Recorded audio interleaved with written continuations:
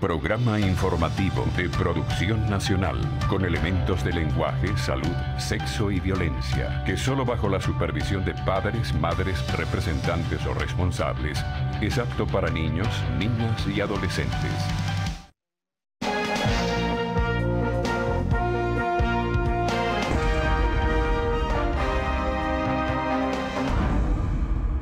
Buenos días, buen domingo, buen fin de semana para todos ustedes, amigos televidentes. En la primera parte de este programa voy a conversar con Elías Aguas Milano, dirigente nacional del Partido Socialista Unido de Venezuela, además de ministro de Educación. Y en la segunda parte voy a conversar con Henry Falcón. Así que tenemos el equilibrio perfecto según algunos. Pero bueno, Aguas, teníamos tiempo que no hablábamos aquí en este programa. ¿Cómo ves tú la situación país de verdad? ¿Estamos en el foso? ¿Estamos en el fondo? ¿Estamos caídos? ¿Estamos pasando hambre? ¿Qué está pasando? Es una situación, como lo hemos dicho, con toda la verdad, compleja, ¿no?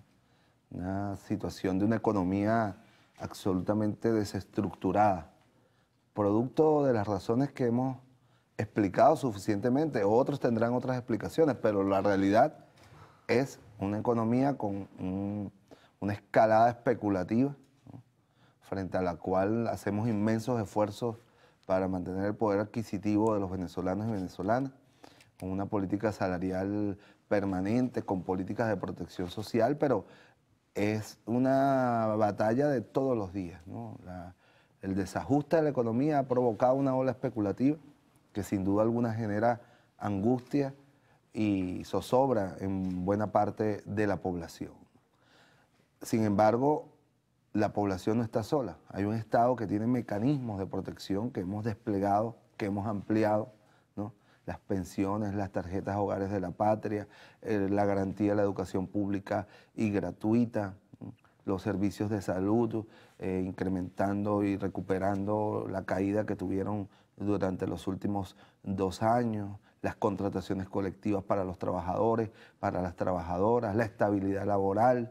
Son también elementos que hay que poner en la balanza para compensar que frente a una situación compleja hay un gobierno que está junto al pueblo construyendo todos los días mecanismos, innovando para que el impacto del dislocamiento de la economía no sea pues totalmente negativo para nuestro pueblo. Sin embargo, es necesario superar esta situación. El pueblo venezolano no merece continuar sufriendo los embates de una confrontación política, ya no solo nacional, sino de una agresión extranjera, ¿no? Que ha implantado de hecho, de facto, un boicot financiero, comercial, ¿no? Sanciones contra empresas venezolanas, contra funcionarios públicos claves para las operaciones de crédito, de acceso a financiamiento. Y nosotros creemos que los únicos que podemos superar esa confrontación mediante una salida democrática somos los venezolanos y venezolanas en elecciones. Y por eso respaldamos plenamente la convocatoria en las próximas semanas que ha hecho la Asamblea Nacional Constituyente y que el CNE ha organizado, para que sea el pueblo el que decida bajo cuál modelo de gobierno, bajo qué régimen de gobierno quiere ser regido los próximos 6 años del próximo periodo constitucional. Y el resultado del pueblo debe ser respetado por todos los actores políticos, generando una estabilidad política necesaria que nos permita solventar la situación económica. Tú hablas de las medidas que han tomado desde el punto de vista social, ¿no? Y económico. Y eso pareciera que no se reflejara en el grueso de la población. Entonces tú te vas a la calle, ves gente comiendo basura, vas a los mercados y no encuentras qué comer, no encuentras qué comprar. Entonces, ¿qué está pasando? ¿Dónde se tranca el serrucho? Bueno, porque hay muchos elementos de distorsión. Hay acaparamiento, hay contrabando de extracción hacia la frontera, ¿no? Hay especulación en los productos, porque hemos hecho un gran esfuerzo para sostener, mientras levantamos la producción nacional, la importación de los bienes básicos innecesarios. Por ejemplo, en el tema de los medicamentos hemos desplegado el sistema 0800 Salud casa por casa, entregarles los medicamentos. Fíjate, en el caso del Magisterio Venezolano a través del IPASME, estamos aplicando un programa de distribución planificada de que cada paciente crónico afiliado al IPASMED tenga su medicamento para evitar, porque todo lo que ponemos en el mercado abierto, el esfuerzo que hace el gobierno y el sector privado honesto del país de importar y ponerlo en el mercado, inmediatamente cae en los mecanismos de bachaquerismo, de acaparamiento, de especulación. Es posible que un Estado con tanto poder, porque tiene todo el poder concentrado, los tribunales, se deje vencer por unos bachaqueros. No nos dejamos vencer, no, es una batalla de todos los días. Todos los días se están desarticulando mafias, todos los días se está actuando contra ese flagelo en todos los niveles. Pero tenemos que entender, Carlos, que el origen de todo eso es la distorsión de las variables económicas y que la manera de recuperar la normalidad en las variables económicas es que haya estabilidad política. Y en esta circunstancia, los únicos que podemos garantizar la estabilidad política somos los venezolanos y venezolanas participando en las elecciones y diciendo quién quiere que nos gobierne. Tenemos que ir a un receso y regresamos para hablar de política. Entonces, ¿por qué la gente tiene que participar en las próximas elecciones?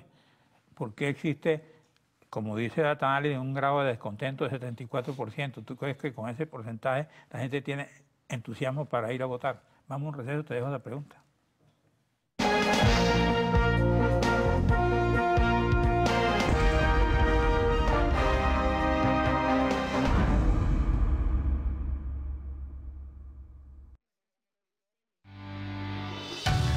Estás viendo Diálogo con...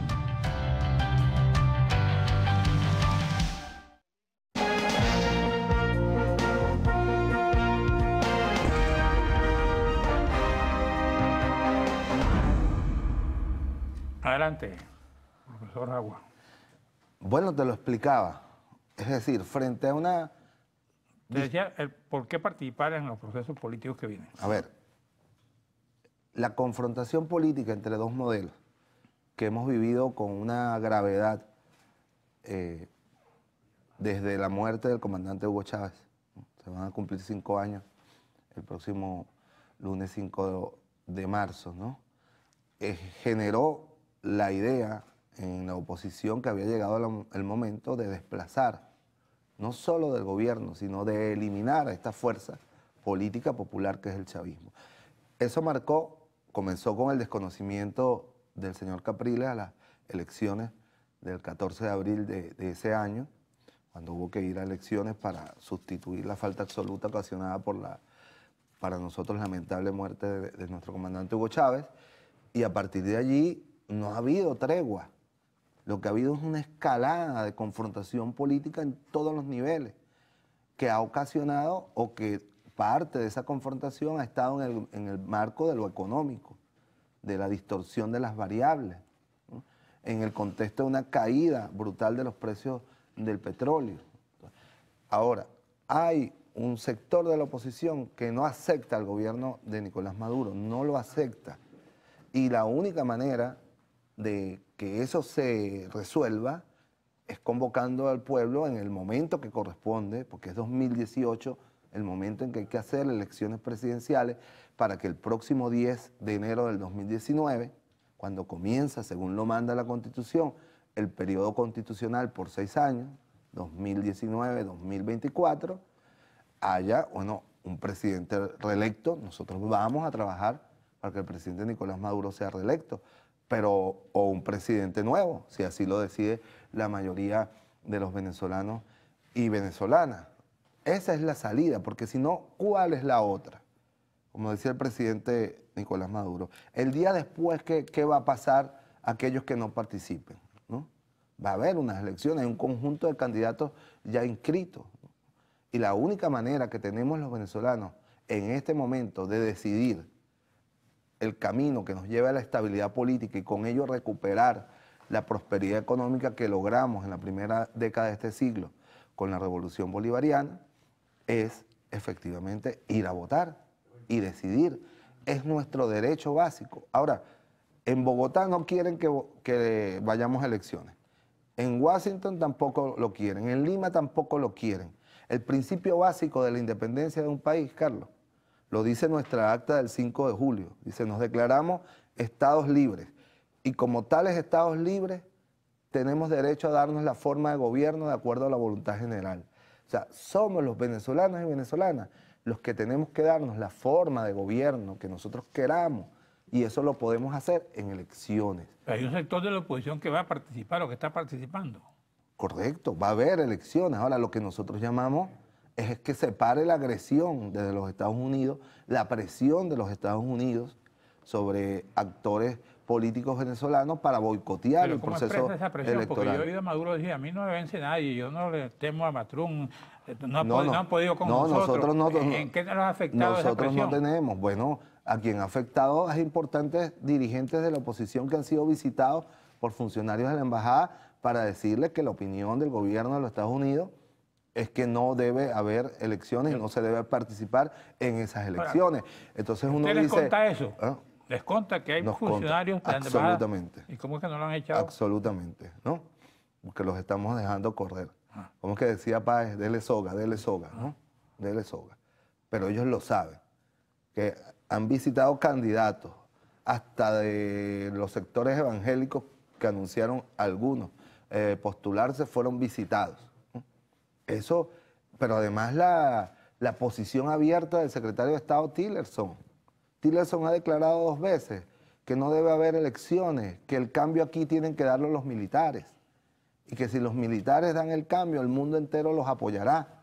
Es decir, Estados Unidos no quiere elecciones en Venezuela, sino un golpe de Estado militar o una acción de violencia o una guerra civil en Venezuela. Frente a eso, la respuesta de todo venezolano, no estoy hablando de los chavistas, de los revolucionarios, estoy hablando de todos los venezolanos, es decirle a Washington, a Lima, a Bogotá, que los venezolanos somos los que decidimos nuestro gobierno y en las próximas elecciones presidenciales vamos y votamos, cada quien por su opción. Nosotros vamos a votar por Nicolás Maduro. Hay otras opciones que ya están inscritas y quienes quieran que haya un cambio de gobierno en Venezuela tienen opciones para hacerlo.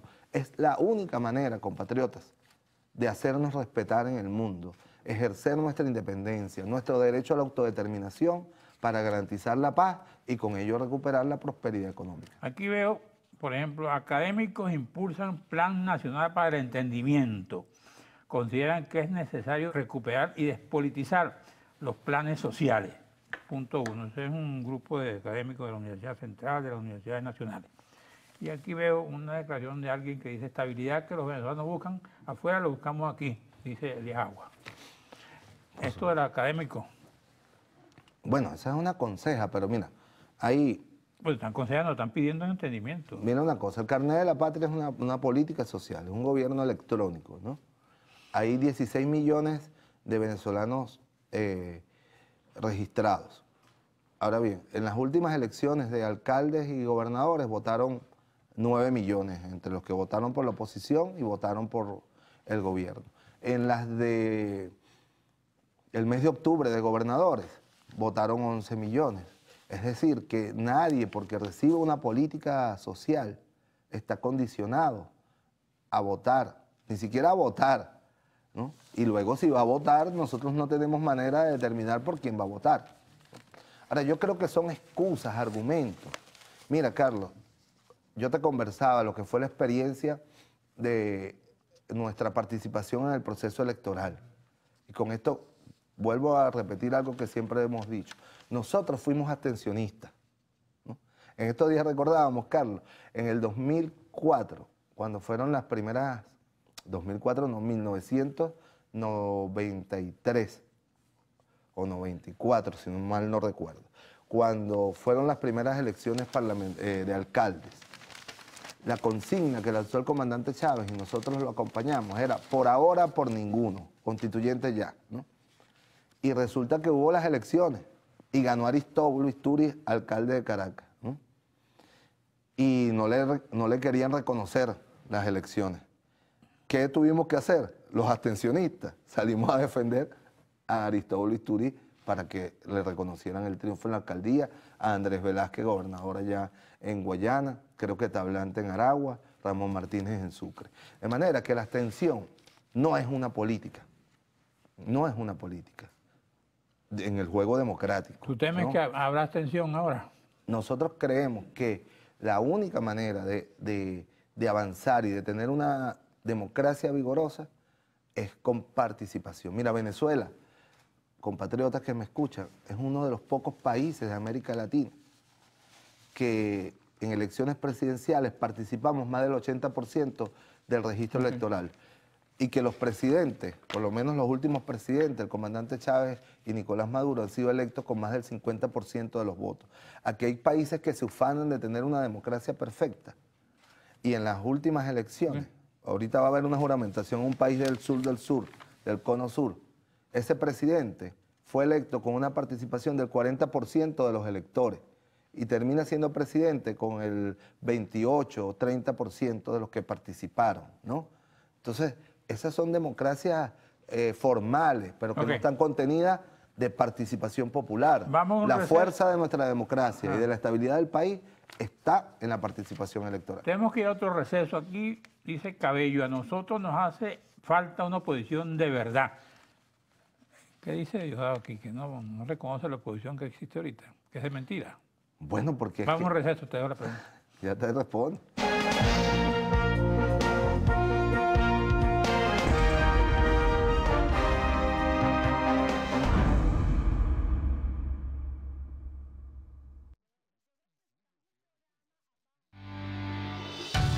Estás viendo Diálogo con...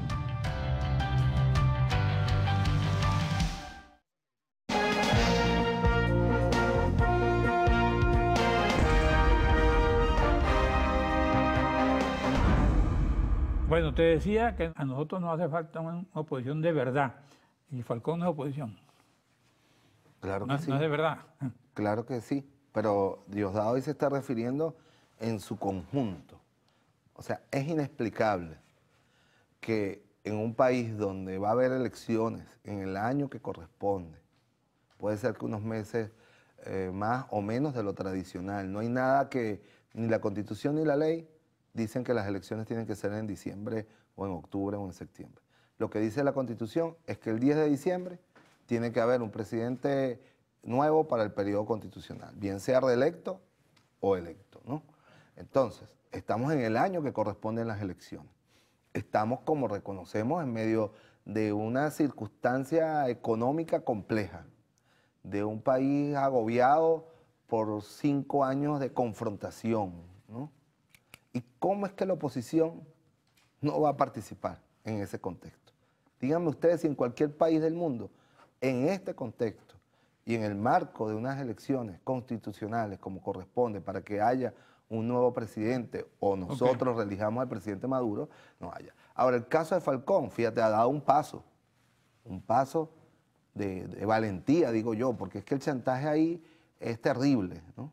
Ahora, Falcón no puede ser considerado como chavista. Falcón hizo una ruptura ideológica con el chavismo. Cuando el comandante Chávez y la dirección política de la revolución asumimos el carácter socialista del proyecto bolivariano, Falcón dijo, no, yo no soy socialista, yo soy bolivariano y ese no es el camino. Y comenzó un conjunto de contradicciones que finalmente, yo recuerdo claramente el día... Pero bueno, nunca dijo soy de Capriles, soy en Barquisimeto, de Henry Ramos, siempre declaró... Escúchame lo que te voy a decir, en Barquisimeto, cuando el comandante Chávez frente a unos terrenos ociosos que tenía la Polar, fíjate, él era el gobernador, Chávez era presidente, ese día no lo fue a recibir el gobernador Henry Falcón, ¿no? Y Chávez, unos terrenos, de la Polar ocioso, y había una familia, Chávez, ahí pueden construirse unas viviendas, y Chávez dijo que sí. Inmediatamente Falcón dijo, no, yo defiendo a la Polar. Y ahí hubo la ruptura, había una ruptura ideológica profunda. Henry Falcón, Carlos Croes, recuérdenlo, fue el jefe de comando de campaña de Enrique Capriles. Henry Falcón fue anunciado por Capriles, ¿no? O se dejó correr, para ser exacto, que iba a ser el vicepresidente en el caso de que Capriles ganara las elecciones del 2012. Henry Falcón ha sido un vocero principal de la política de la MUC en los últimos años, ¿Alguien puede decir a estas alturas que Henry Falcón es un candidato del gobierno, un candidato chavista, es un candidato adverso, ideológica, política y éticamente a nuestro proyecto uno de los bolivariano argumentos de la socialista? oposición para pedir que las elecciones sean en diciembre, dice, bueno, ¿qué van a hacer? Van a elegir un presidente, si gana Maduro, o que elijan, que esté 6 meses, 8 meses electo sin tomar posesión. ¿Y cómo era que ellos en el 2016 decían que debía haber elecciones adelantadas? ¿No dijo Ramos Aluc y todos ellos? O sea, que había que en el caso de que hubiésemos aceptado la tesis de ellos de unas elecciones que esas sí eran adelantadas porque eran 2 años antes de lo que correspondían, habría que esperar en el caso de que Nicolás Maduro hubiese perdido, esperar 2 años Nicolás Maduro para poder entregar el 10 de enero de 2019. ¿Se dan cuenta, compatriotas, de la incongruencia, de la irresponsabilidad, ¿no?, del jueguito politiquero al que esta dirigencia nos ha sometido a todos los venezolanos y venezolanas? Es el tiempo de las elecciones, 2018. El 10 de enero tiene que juramentarse un presidente, un nuevo presidente o un presidente reelecto. Nosotros vamos a trabajar para que sea el compañero Nicolás Maduro, porque es la garantía de estabilidad, la garantía de unidad nacional para poder transitar la recuperación después de tantos años de confrontación. ¿Cómo va a ser ese presidente electo si pues no concurre la mayoría de la oposición, por ejemplo? No va Capriles, no va a Voluntad Popular, no va en el grueso de la oposición, va, bueno, Henry Falcón. Bueno, va Henry Falcón, que es un opositor, ¿no? Y bueno, el que el pueblo decidirá. Nosotros vamos a es luchar. Un opositor que según la oposición no lo representa la oposición. ¿Qué lo dicen hoy? Nosotros vamos a luchar para lograr la máxima participación electoral, para que el compañero Nicolás Maduro gane con más del 50% de los votos. Recordemos, Carlos, escúchame esto bien. ¿Qué dice la ley electoral y nuestra Constitución? En Venezuela no hay quórum de participación. El presidente se elige con los que participen, ¿no? Y no hay porcentajes para ganar. Gana el que saque más votos, ¿no? El que saque un voto más, gana. Ese es nuestro sistema electoral.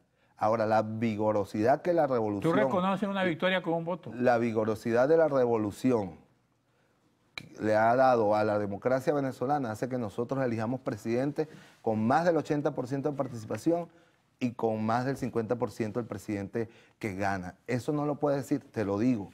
Carlos, revise, compatriotas. Chile, Colombia, Perú, son presidentes electos con porcentaje de abstención del 60%. Y al final terminan ganando con el 26% y son presidentes.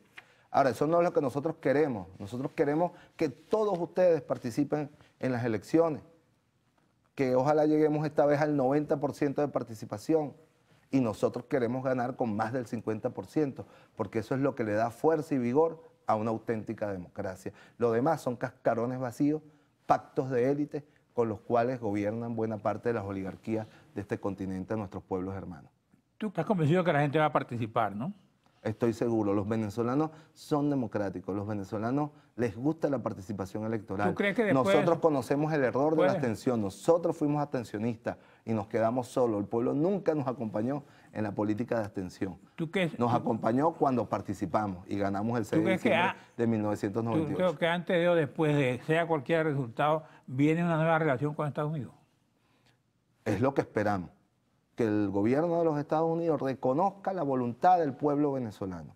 Si el pueblo venezolano va a votar, como va a votar masivamente en las próximas elecciones presidenciales, ¿no?, nosotros esperamos que ese derecho a la autodeterminación, principio básico de un país independiente, de un pueblo soberano, sea respetado por el gobierno de los Estados Unidos. Ellos insisten en que tiene que ser un gobierno democrático, que llegue a las elecciones en una situación democrática, sin ventajismo de ninguna naturaleza. Eso es lo que dicen los gringos, lo dijo Chano otra vez, que es amigo de muchos de ustedes. Pero es que hay garantías electorales completas. No ganó la oposición el 2015.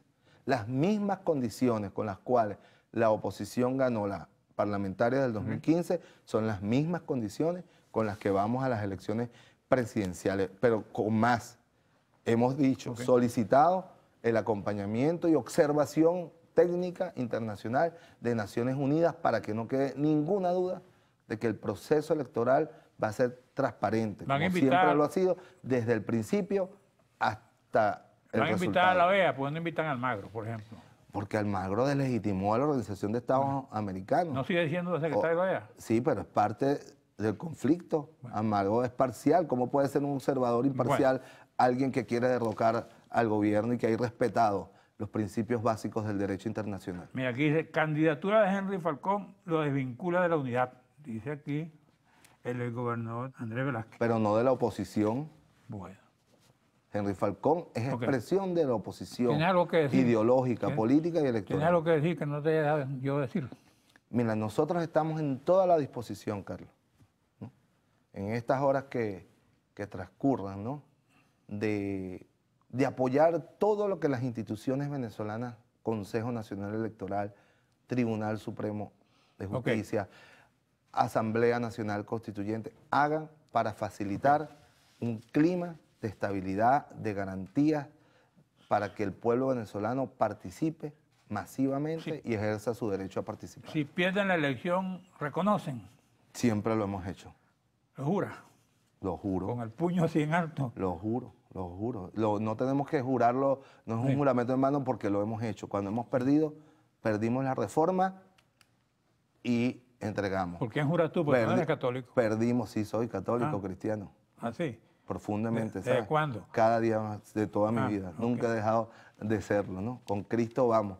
Y Dios mediante y nuestro pueblo mediante, yo sé que vamos a superar Una buena esta noticia, situación. una buena noticia para el señor Urosa. Y Venezuela, ellos no me quieren mucho. Si no, Pero mi relación es directa con Cristo, con sus valores, con sus con el principios, Papa. y lo practico, bueno, ¿no?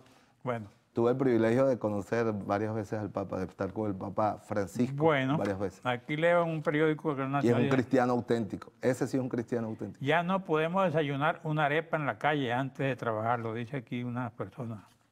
Bueno, Es así parte de la realidad, pero vamos a superarla. ¿Cómo vamos a superar esa realidad? ¿Con un golpe de Estado, con una intervención militar, con una guerra civil? No. con más arepas. La vamos a solventar dándonos estabilidad política. Y la manera de lograr estabilidad política para recuperar nuestra economía es participando masivamente en las elecciones. Gracias a Elías Agua Milano, dirigente nacional del PSUV y ministro de Educación. Gracias a ustedes, amigos televidentes. En la próxima parte conversaré con Henry Falcón.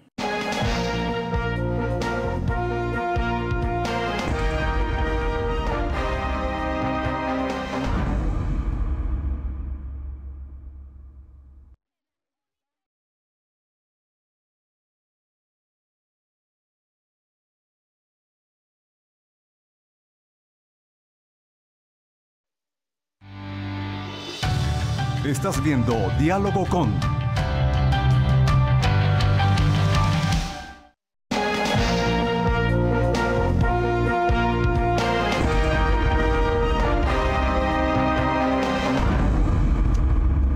Bueno, ahora estoy con Henry Falcón, candidato presidencial, dice aquí, el único de la oposición que se inscribió. Y luego aquí dice la MUD, al postularse Henry Falcón se apartó de la unidad. Presidenciales viven hasta mayo, bueno, esto lo dice CNE. Luego dice, el acuerdo firmado entre gobierno y oposición contempla la ampliación de garantías electorales. Aquí veo otras cosas que hablan de Henry Falcón. Dice que Henry Falcón aseguró que opositores se reunieron con el gobierno. La oposición dice que no. ¿Ah? Y tú dices que sí. ¿A quién le creemos? Henry Falcón, esta elección debemos ganarla porque los pueblos no se entregan. Y luego hay aquí, COPEI impugnará la postulación de Henry Falcón. ¿Por dónde quieres comenzar? Por donde quiera. Bueno. Buenos días. ¿Por qué Muchas gracias. ¿Por qué impugna tu candidatura a COPEI? Porque es un derecho legítimo de cualquier organización, más si la organización tiene diversas tendencias. Y si eso es considerado de tal manera en sede administrativa o jurisdiccional, bueno, es allí lo que le corresponde a cada organización política. Ahora, más allá de eso, Carlos, y creo que es el tema central que hoy reclama el país, que los dirigentes políticos, y más que los dirigentes políticos, que todos los dirigentes empresariales, sociales, abordemos con certeza es el problema de la economía. La situación que presentan hoy, grande, o que nos muestra un desequilibrio social terrible que mantiene en zozobra en miseria y en pobreza a la mayoría de los venezolanos. Por eso nosotros dimos un paso al frente y creemos que la unidad, la verdadera unidad, es la unidad del país nacional. Pero la unidad económica sin unidad política parece no funcionar. Claro, porque siempre hay en toda sociedad la necesidad de un consenso político y económico para empujar hacia adelante. Sin duda. ¿No? Y si están divididos, como parece ahorita que tu candidatura dice aquí, dividió a la oposición, porque la MUD dice aquí, la MUD critica a Henry Falcón por inscribirse y dice, queda fuera de la unidad. Pero fíjate bien, yo creo que la unidad, y yo con esto no quiero para nada, no voy a distraerme en esto de la diatriba con los compañeros de la Mesa de la Unidad Democrática, porque además ahí tengo mis amigos, y creo que esas alianzas, querramos o no, tienen que perdurar en el tiempo, porque así lo pide la población venezolana. La unidad no es una franquicia exclusiva de unos partidos, la unidad es un patrimonio del país. Y así lo demuestran todos los estudios de opinión. ¿Dónde está la población opositora del país? En el 80% que rechaza el mal desempeño de este gobierno, el 80% que hoy reclama soluciones a sus necesidades más sentidas. Esa es la oposición venezolana. O sea, 80% de la población es la oposición. Ahora, Henry, pero el grupo que dirige la oposición, los sectores partidistas que forman parte de eso, que se llamaba la Unidad Democrática, no sé si tú estabas... La Mesa de la Unidad Democrática. La Mesa de la Unidad, tú estabas allí. Es una expresión. Entonces, cuando tú entras al concurso, creas una fractura. Pero eso no es conveniente. Así, no es así, fíjate. Por eso te digo, distraerse quizás en un tema que es subalterno frente a las verdaderas angustias y necesidades de la gente lo que quiere es ver cómo le vamos a plantear los políticos soluciones concretas al problema del hambre. La gente quiere escuchar de los políticos y más de quienes tenemos de verdad compromisos serios en función de dirigir los destinos de este país, es cómo vamos a resolver el problema de la miseria. ¿Es eso o es la pelea? La pelea es subalterna, eso no hace ruido en el sentimiento de las grandes mayorías que hoy están clamando por un cambio en el país. Fíjate esto, por ejemplo, Carlos, yo no sé si aquí podemos mostrar, y esto un poco refleja, si me permite, los desarrollos rápidamente, pero esto refleja lo que es la realidad hoy y la necesidad de que nosotros de verdad asumamos con criterios, pero también con interés y con firmeza, esa unidad que reclama la mayoría del país, esa verdadera unidad. Fíjate, estos son los procesos, el resultado de los procesos electorales más recientes, donde la oposición venezolana frente al gobierno, bueno, en algunos casos, fíjate, por ejemplo acá, en la elección de la Asamblea Nacional el 6 de diciembre del año 2015, allí fuimos cohesionados, estábamos bien organizados y además teníamos una sola línea discursiva. O sea, teníamos una narrativa común. Bueno, el resultado, 7.700.000 contra 5.600.000 del gobierno. Lo derrotamos en condiciones similares o peores que las que teníamos hace 3 días atrás, en situaciones mucho más complejas. Ahora, fuimos a la elección regional y esto mermó. ¿Esto a qué obedece? A que ciertamente se generó una expectativa en la población, se cometieron errores, que yo no voy a venir aquí a detallar cada uno de esos errores, pero esto generó desconfianza y generó frustración en buena parte de la población y la gente no fue a votar. Se abstuvieron casi 3 millones de electores que perdió la oposición y el gobierno mantuvo su votación. Lo mismo ocurrió en las municipales. Entonces se le dijo en las municipales que había que abstenerse y buena parte se abstuvo. Pero no es la situación que se está planteando ahorita. Tú tienes razón cuando dices, cuando fuimos unidos, obtuvimos la victoria. Ahora van tan desunidos como en las últimas elecciones. Pero aquí está la respuesta, te la dan los mismos estudios de opinión. Las encuestas, todas las encuestas, sin excepción, todas las encuestas.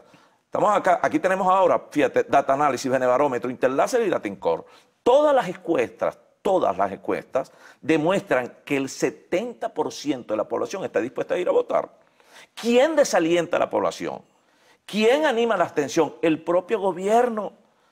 Quien promueve la división es el propio gobierno. Lo que no hay es que caer en el juego del gobierno.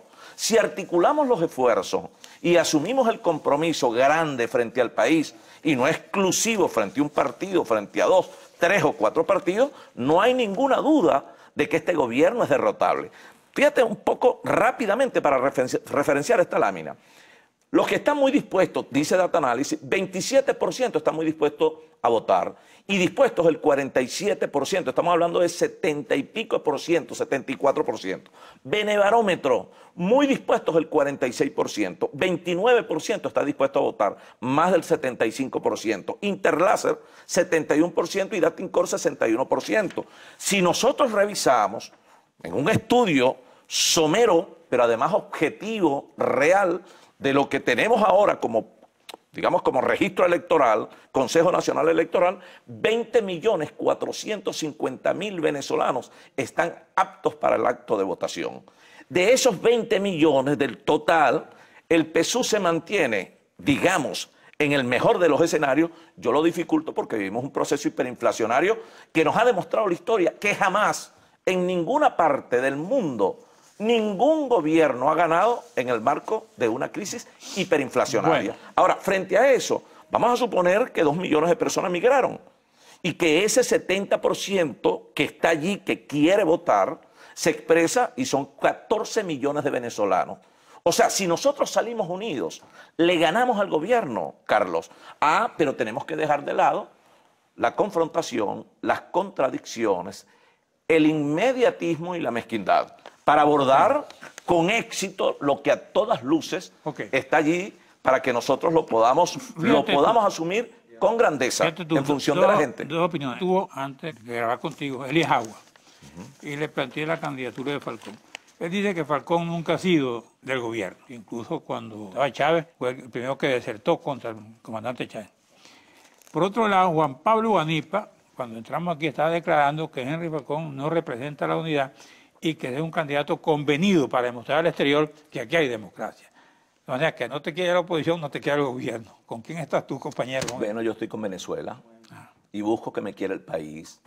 ¿Y sientes que eso es así? Y yo estoy dando la cara en este momento porque creo que es perfectamente posible generar una esperanza en la gente para construir un nuevo modelo que le dé certeza fundamentalmente a los pobres, que podamos de verdad reconciliar a los venezolanos y enviar un mensaje a nuestros miles y millones de madres, de padres, de hijos que se han ido al exterior y que quieren regresar a su patria, que no les ofrece oportunidad. Entonces allí no puede mediar, Carlos, la subalternabilidad. Allí tenemos que tener nosotros altura en el debate.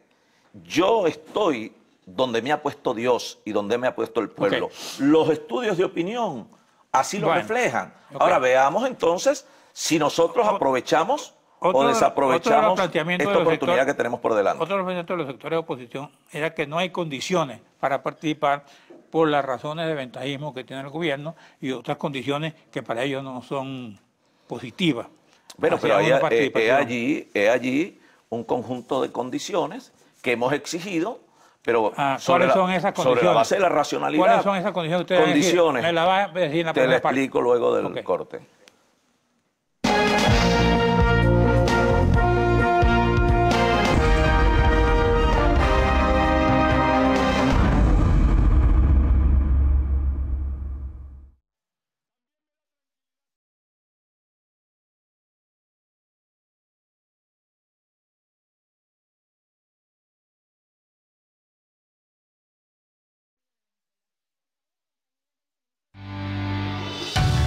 Estás viendo Diálogo con...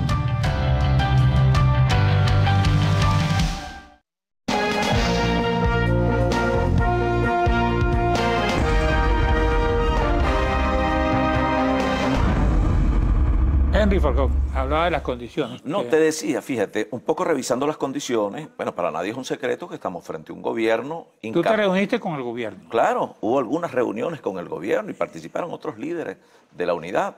Bueno, pero que en todo caso, eso no viene al caso. Viene al caso las condiciones que hemos logrado en el marco de una situación muy compleja. ¿Cuáles condiciones has logrado tú? Sin que ello, bueno, nos ponga en evidencia que estamos frente a un gobierno tramposo, inepto e incapaz. Eso es una gran realidad que debe conocer el pueblo y lo conoce el pueblo venezolano.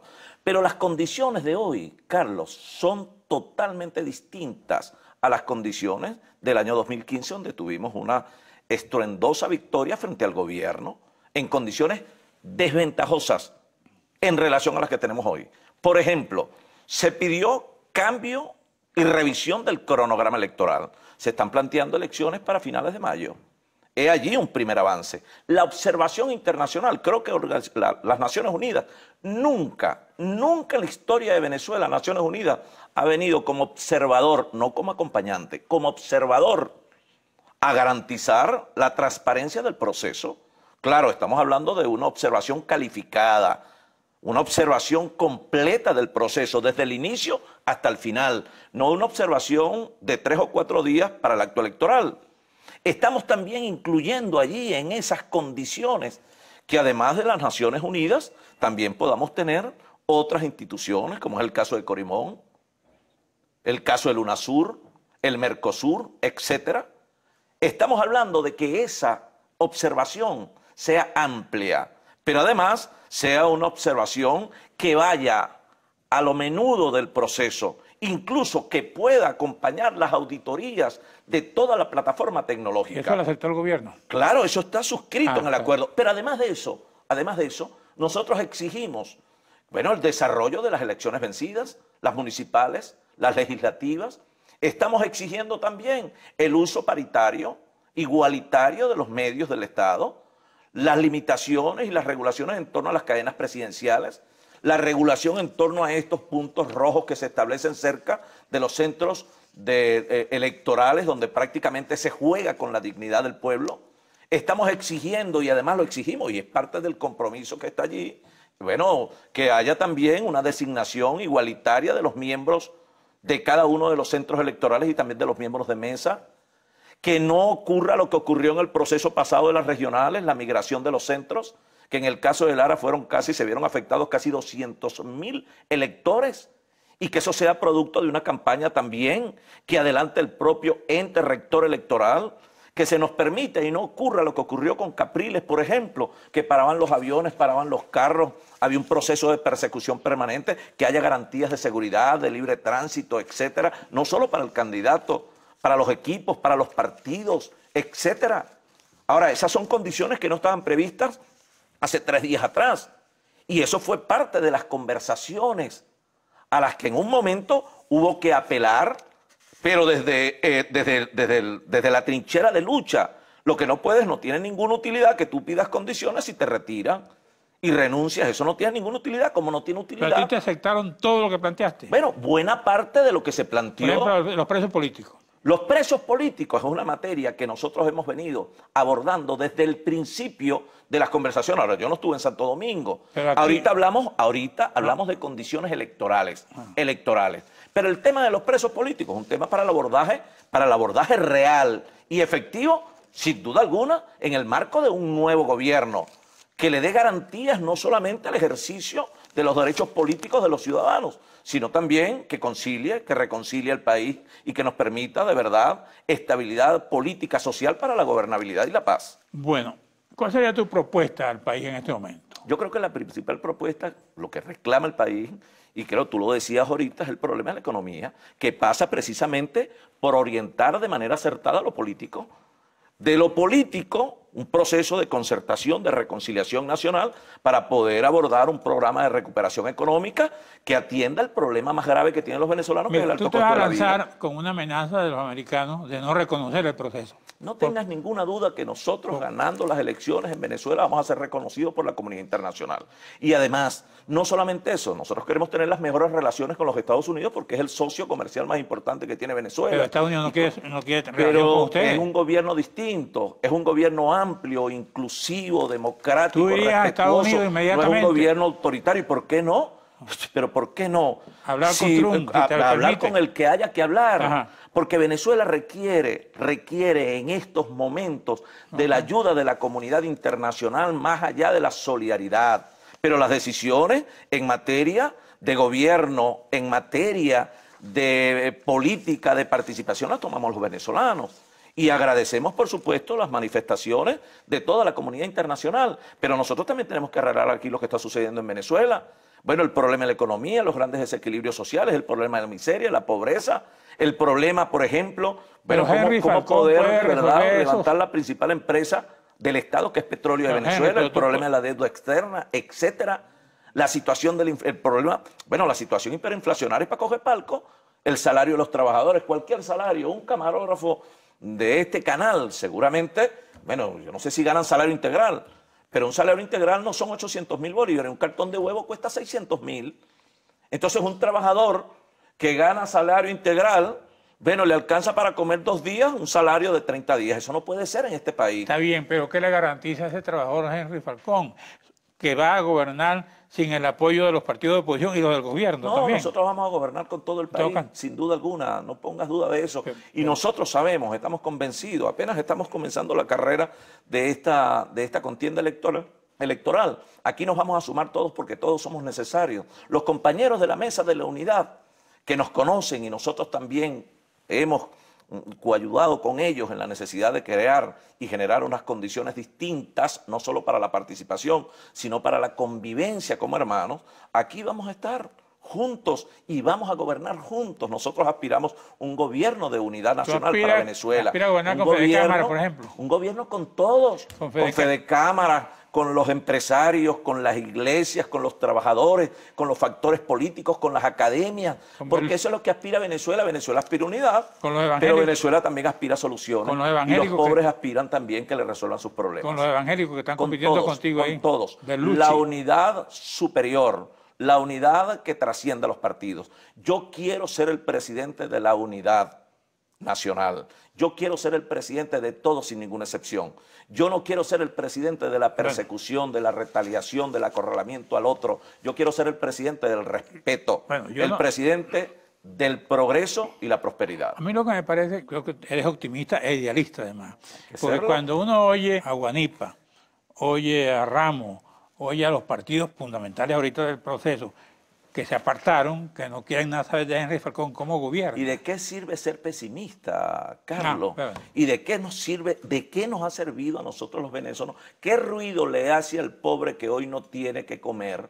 Los niños que se la pasan en la calle hurgando en la basura. ¿Cómo resuelves tú ese problema? Pero ¿qué ruido le hace a esa gente la contradicción y la pelea de nosotros los políticos? Por eso es que nosotros no podemos abandonar nuestra tarea de ir allí a afrontar el problema real de la gente para mejorar esos desequilibrios sociales, bueno, a salirnos del tema de la política, doméstica para ir a lo que vamos a meter en la economía, por ejemplo, ¿qué va a hacer frente a las importaciones, frente a la falta de comida, frente a la falta de bienes? Lo primero que tienes, Carlos, y así lo hemos evaluado en un equipo económico que me acompaña, donde incluso está Francisco Rodríguez, que es un economista muy reconocido, bueno, un programa de estabilización económica, un programa que atienda el problema de la inflación, que le ponga un parado a la inflación. Bueno, ¿un paquete económico? No es un paquete económico, es un programa concertado con el país, pero que además genere confianza para que vengan las inversiones y para que podamos recibir financiamiento y poder derrotar el problema de la improductividad en Venezuela y además entendernos con el sector privado, con los actores de la economía, para poder también, con un programa complementario, generar subsidios reales a los sectores más deprimidos de la población, que son los pobres. Insisto en que eres idealista. ¿Cómo sientas tú a Fedecámara con el Partido Comunista, por ejemplo? Pero que nosotros no hablamos de esto de ideología, no es un problema de ideología, es el problema de Venezuela. El problema real de Venezuela es de entendimiento. Ahí se van a encontrar esas ideologías. No importa, pero es que aquí no se trata de ideología, aquí lo que se trata es de reparar y corregir las grandes distorsiones de la economía. ¿Cuál sería tu primer decreto? Todos somos necesarios. Ponle que llegue. ¿Cuál sería tu primer decreto? La liberación de todos los presos políticos, rápidamente. Inicialmente Leopoldo López y todos los presos políticos. En Venezuela no pueden haber presos políticos. ¿Qué va a hacer con los presos? En Venezuela tiene que haber libertad de conciencia, pero también libertad de los ejercicios de la política, de los derechos políticos. ¿Con los precios? Con los precios. Bueno, tiene que haber una política que atienda de verdad los desajustes que hay en la economía. Con los salarios. Y además, para poder controlar los precios, lo primero que tienes que hacer es poner productivo al país. Pon a producir el campo, vamos a darle condiciones y financiamiento y acompañamiento al sector productivo, vamos a conseguir financiamiento, vamos a generar confianza, vamos a tener un gobierno amplio. ¿Llamarías a Maduro y al PSUV a gobernar? Yo llamaría a los más comprometidos, a los más capaces, porque se trata de un gobierno incluso que vaya más allá de los partidos. Se trata de un gobierno de verdadera unidad nacional donde todos somos necesarios, donde los compañeros de la Mesa de la Unidad Democrática pueden tener la seguridad que también van a gobernar con nosotros. Nosotros no tenemos más allá de las diferencias regulares que se tienen en política, ¿Qué cargo le daría, por ejemplo? divergencia. ¿Qué cargo le ofrecería a Diosdado Cabello, por ejemplo? No, aquí no se trata de ofrecerle cargos a nadie. Aquí de lo que se trata es que todos congeniemos en una visión de país que nos una y que nos haga prósperos. Bueno, tiene un minuto para un mensaje a tu gente. Bueno, yo les digo a todos los venezolanos, tenemos esta gran oportunidad. Decíamos que la mayoría de los venezolanos quiere expresarse con la única herramienta que tenemos a la mano para combatir la anarquía, el autoritarismo y este estado de caos estructural que ha generado el gobierno. El voto. Y la inseguridad. Si salimos a votar, Okay. ganamos, hermanos. Seguro. ¿Y la seguro. y la Así inseguridad? lo dicen todos los estudios de opinión. La inseguridad, bueno, tenemos el voto. Si nosotros salimos a votar, derrotamos y echamos de allí a este gobierno chimbo e incapaz. Gracias, Henry Falcón. Gracias a ustedes, amigos televidentes. Nos veremos aquí el próximo domingo a esta misma hora. Gracias, Falcón. Gracias, Carlos.